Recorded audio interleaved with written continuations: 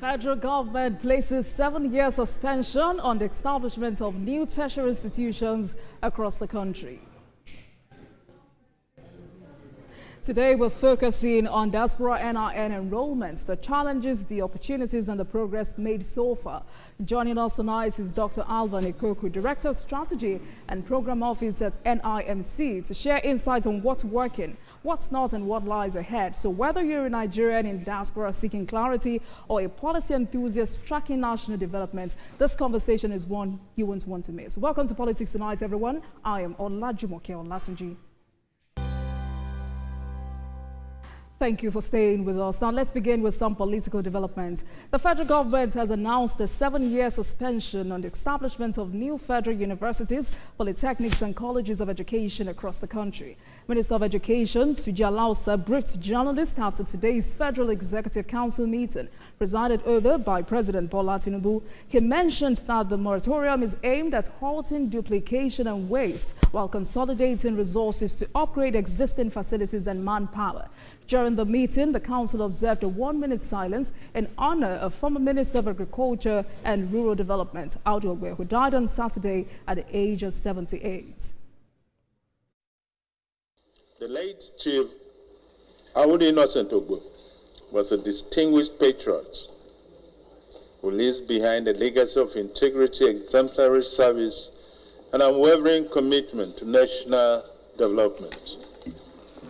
He served as Deputy Speaker of the Benue State House of Assembly in 1979, before being appointed Minister of Communications and subsequently Minister of State Development under the administration of President Shehu Shagari. In 2015, he was appointed Minister of Agriculture and Rural Development under the administration of President Muhammadu Buhari. May I respectfully request that council members rise and observe a minute of silence in honor of the late former FEC member.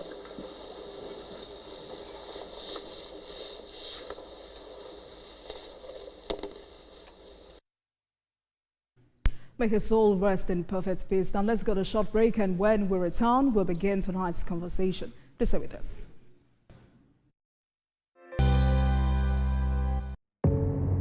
Doubt and fear doesn't occur at the canvas, it shows in the canvas.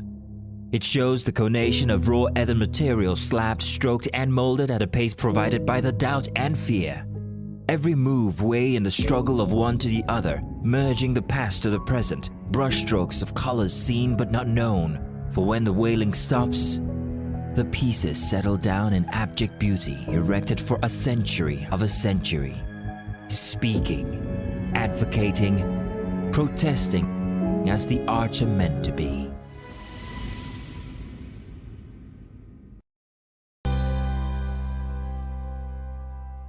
Thank you for staying with us. Now let's get into a critical subject affecting millions of Nigerians abroad. This is simply because as the global Nigerian community grows, so does a need for efficient, accessible and secure identification systems that connect our citizens no matter where they reside. Today we unpack the challenges, explore the opportunities and reflect on the milestones achieved so far in this journey. Tonight, Dr. Alvan Ikoku, Director of the Strategy and Program Office at the National Identity Management Commission, NIMC, is live in our Abuja studio for deep insight into the vision, strategy, and this latest updates by the Commission. Thank you very much for joining us, Dr. Ikoku. Thank you. Thank you for having me. All right. So the Commission has enhanced its diaspora enrollment platforms for better security and efficiency. Can you give us an overview of what this upgrade entails? Could you walk us through the key technological improvements made to the platform? Thank you so very much for having me once more at Dejumoke. It's been a very interesting journey thus far. As a matter of fact, all was going on excellently well for us in diaspora up until we encountered what would seem like a national security issue, okay? And based on that, we had to shore up our enrollment services and all the other services we render in diaspora to be definitely sure that Nigerians out there are getting the best, and also Nigerians at home and the government, which has been so superbly supportive of the cause of NIMC, the government of President Bola Ahmed Tinubu, which has been superbly supportive of NIMC with all of the support we get, including from our supervising ministry, talking about the Ministry of Interior, is actually brought to bear. So we got on to upgrading our systems, and it comes with a lot of, it's indeed a bulwark. It comes with a lot of technical challenges to get that achieved, and that's what we've been about in the last couple of weeks, and I'm very excited to say to Nigerians, both in diaspora and back here at home, that we're home and dry in that regard, that enrollment and other services are going on somewhat flawlessly. So that's more like our take. We've had challenges, no doubt about that, but they are all under control. All right, talking about these specific challenges and whether this upgrade would cater to those challenges. You know, some Nigerians abroad report limited access to enrollment centers, especially in countries with small Nigerian communities. South Carolina, for instance, you hear Nigerians in that part of the USA, machines don't work, or sometimes they don't even answer the phone. The pre-enrollment site doesn't even work, and some of them have to drive all the way to Atlanta. So that's about addressing functionality. Capacity in terms of limited appointments. There's also the challenge of trust, and in this case, you know, fears of scams or invalid documentation and verification processes. Does this new update or upgrade cater to expansion and improved access? Well, let me put it this way, that we have to rely on front-end partners to register or enroll Nigerians in diaspora. So that would be greatly dependent on their spread. They are doing an excellent job, and it would be largely dependent on their capacity also to expand. But there is hardly any country that has a significant number of Nigerians that we don't have a presence through the front-end partners. So we hope that this will be adequately catered for. What might have been the flip side of things? I need to put it on record that if we also went the other way without a private sector involvement, then we would definitely be probably considering having offices in Nigerian missions abroad and just there. So the Nigerians in diaspora will still have to make those sacrifices, will still have to embark on those journeys to go to Nigerian missions abroad to do that. But I think we've gone a step further. We didn't operate on that model.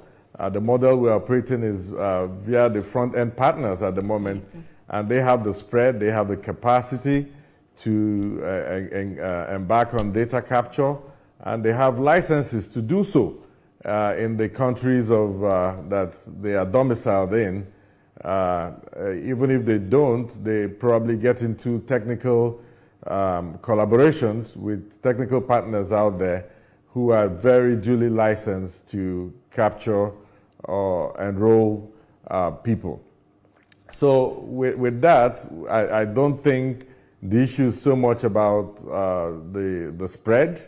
We have a good number of locations across the United States, across Europe, so in Asia, and in Africa as well. How many at the moment, Dr. Ikoko? How many what? How many centers? Yes. Okay. We have about 41. We have about 41 front-end partners, and operating over 1,100 centers across the world. Okay, we'll come back to that in a moment. You know, before now, NIMC talked about a self-service mobile app for enrollment and verification globally, which would reduce dependence on physical centers. Are these innovations part of this new upgrade? Yeah, they are there. They are part of the introductions, part of the innovations introduced by the Director General, Engineer Dr. Abisoye Koka-Odusote, who is very prone to innovations. Okay, so they're part of it at the moment. But let me put in proper perspective that at the moment we are not using our self-service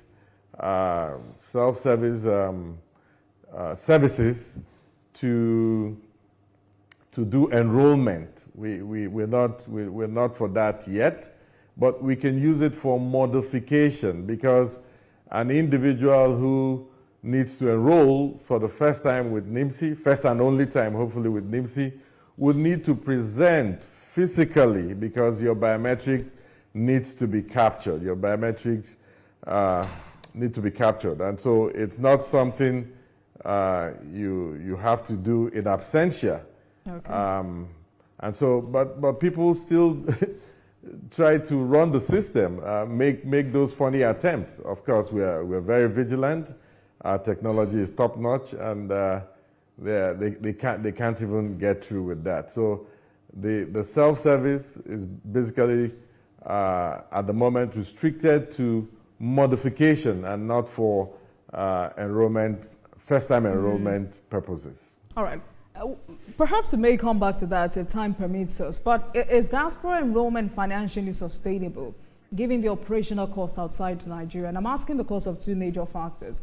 I'm looking at rapid growth, because I know that at a point, diaspora NIN enrollment surged by over 300% in 2 years. I mean, we're talking about from 366,000 in February 2023 to over 1 million, and to be precise, 1.49 million by February 2025. Budget shortfall is another factor. As far back as 2020, and that's 5 years ago, NIMC acknowledged no dedicated federal budget for diaspora enrollment for 4 years. The report was that operations have largely depended on envelope funding and licensing fees. And while you're here tonight to tell us if that has changed, are there plans for partnerships to reduce these burdens? Okay, if you noticed earlier, I spoke about the support, tremendous support that we've received from the government of President Bola Ahmed Tinubu. We've gotten a great deal of attention of late, and some of our partnerships have also helped in easing our financial burden. Yes, once upon a time, we passed through all of what you just mentioned now, including, of course, the envelope budget funding system. We also have a very responsive and supportive National Assembly who have, of course, tried to make a case for us, understanding of the dynamics of our operations. So that would obviously be a thing of the past. We have some ease in terms of funding. Things have improved for us. And but the model, like I said, the model we are operating is at the moment with the front-end partners. And these are private sector players. Okay. And they've made very huge, may I even say monumental investment in setting up enrollment centers in countries where they are domiciled. And they obviously need to recoup their investment. And so to that extent, payments will be, they are allowed to charge for their services. But the reverse is the case here in Nigeria. Enrollment remains free in Nigeria. The flip side of things is that, and that I may sound very insensitive if I said that much, but I'll still nevertheless say it. But it may well be better for a Nigerian who is resident in a nearby country to return home and enroll for his or her NIN. rather than doing so in the country, probably a neighboring country. It may make more sense as far as enrollment for NIN is concerned. So please, let's try and understand that the front-end partners who have also made huge monumental investments in helping out in this regard, having the equipment all across the globe, need to recoup their investment, defray their cost of operation. And that's why those charges those fees have to be charged in diaspora. But like I said, back at home here in Nigeria, enrollment is free, and the front-end partners who assist in that regard, because they're also front-end partners here in Nigeria, besides the NIMC enrollment centers, those front-end partners have to be also paid for their effort here back at home. All right. I mean, two things you've said tonight, which will lead me to my next question. First, you said this new upgrade does not cater to enrollment, just modification. Also, you said people try to bypass the system. No. The self-service. The self-service, you said. All right. Exactly. So that, I mean, I think my question is the still self-service relevant. is exclusively for modification at the moment, not for first-time enrollment. Yeah. But then, how is NIMC handling identity verification and biometric capture in regions with connectivity or compliance issues? Identity verification is ongoing. We're also shoring up our infrastructure. At the moment, we also have a new platform. Like I did mention, we have a very innovative chief executive. We also have a new platform now known as NIN Authentication Platform, or for short, NIN Auth. And it's supposed to put control of people's data, people's privacy is duly considered by the persons who would use it as a verification platform. So, but we would also make use of aggregators in that regard. So it's just started, already gained an appreciable level of stability, and we are at the moment onboarding those. We're onboarding our aggregators at the moment. So if it's ongoing... Sorry, I can't pull out my phone on national TV. I would have done just that to show you the NIN Auth. But you can download it. Every individual can download it on the Google Play Store and also on the iOS. Okay then. But how is NIMC ensuring that diaspora users are well informed about the enrollment process, required documents and updates on the system? May I acknowledge we need to step up our game in that regard. We just simply need to step up our game because one of the challenges I should really have spoken about earlier is that there's probably a challenge of awareness out there. So more and more Nigerians need to know and understand what services that we are offering, and know exactly what their rights are in getting those services. We're going about doing just that. There has to be an increase in social media awareness, because if that doesn't happen, there might just be a challenge of people getting information from sources where they need not get those information. And when deception creeps in, I think we will have a problem on our hands. And Nigerians would now become all the more vulnerable. So we don't want Nigerians being vulnerable. We want them to get accurate information, and they can do that from our website. If they want to, they should shun middlemen. You can get those services from enrollment centers in Nigeria, and the enrollment centers that have been set up by the front-end partners who have been licensed to do so, even in the diaspora. And I'm also bothered about, public confidence in data protection, which is critical because I know NIMC has advised the public not to share their NIN with unauthorized parties and also promoted the NIN Auth app, which allows individuals to protect their NIN and control how it's used. But, given the sensitivity of biometric data, what safeguards has NIMC put in place to protect the data of Nigerians in the diaspora? What measures has NIMC put in place to safeguard citizens' biometric and, some personal information? Yeah, so those safeguards are embedded in our systems, in our software, and so when individuals enroll, we have to comply to data protection and data privacy laws of Nigeria. So it will be National Data Protection Act, and also the data protection laws that exist in those countries. So I think is very tight. The front-end partners can not possibly violate that, because if they do, they face a whole lot of sanctions. And I'm sure this wouldn't be something so pleasurable for them to do. Right. So is there a Nigerians feedback? can be well assured. Is there a feedback or grievance mechanisms for diaspora Nigerians to report issues, or perhaps provide suggestions regarding the upgraded systems?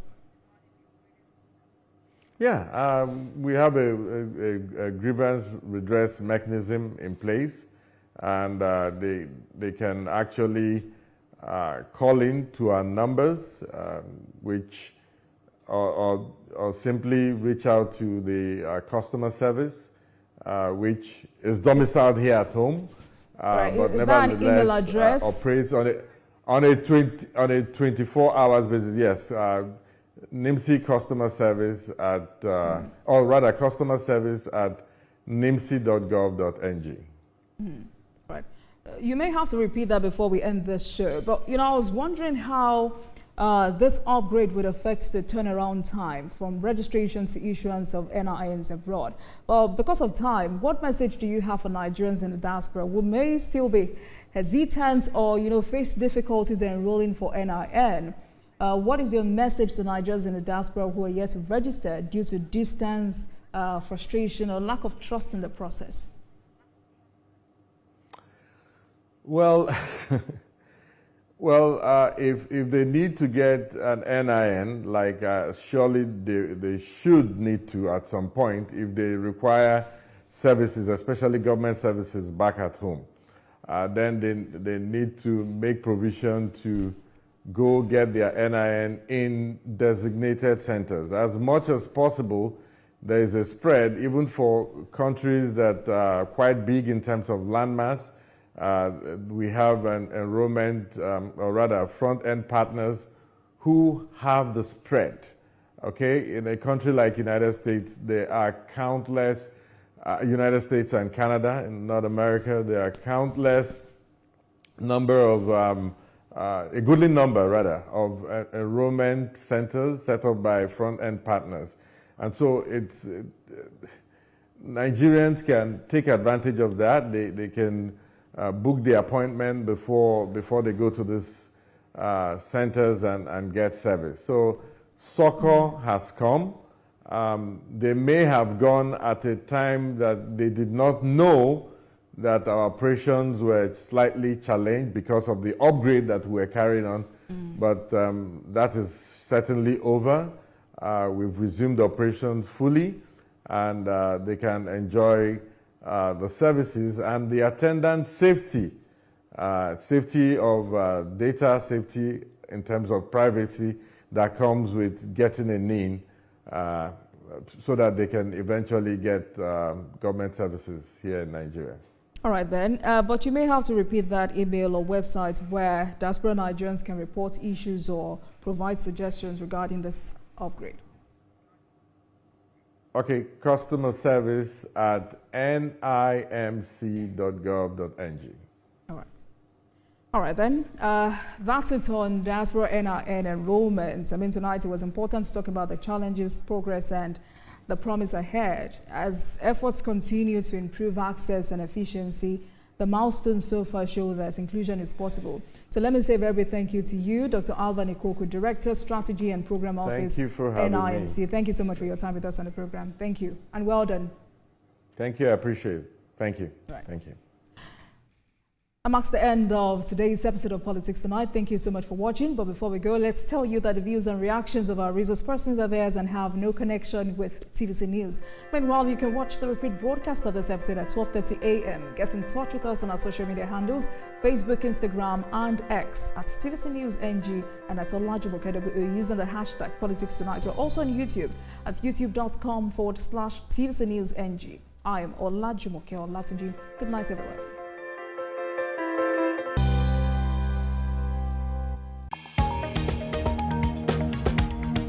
The Inspector General of Police has met with senior officers to review the state of security. We are continuing our coverage of the arrest of Godwin Emefiele. The Senate has summoned the governor of the Central Bank of Nigeria to properly brief the Senate regarding the state of the economy. What I will never take. Let's now bring you more development from Ibadan, the Oyo State capital, where an explosion has taken place. Tell us about this incident. TVC News. First with breaking news.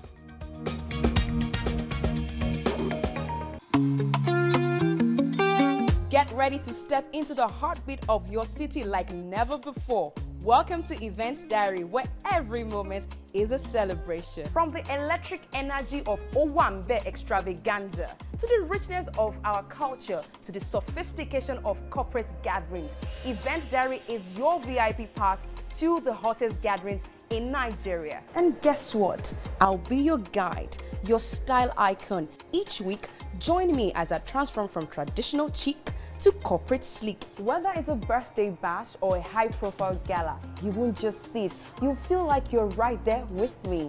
Aww. From meetings to evening soirees, I'll be there. Or to the trendiest street festivals or to music concerts, Events Diary has something for everyone. So join me as we explore the vibrant tapestry of Nigerian scene, one event at a time.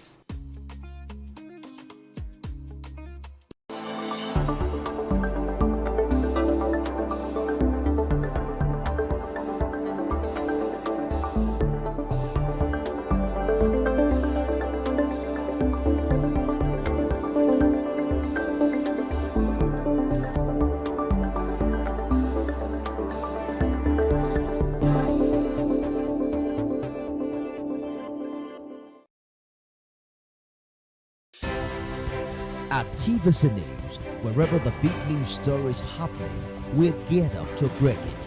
TVC News, first with breaking news. Martin Luther King Jr. was born in Atlanta, Georgia.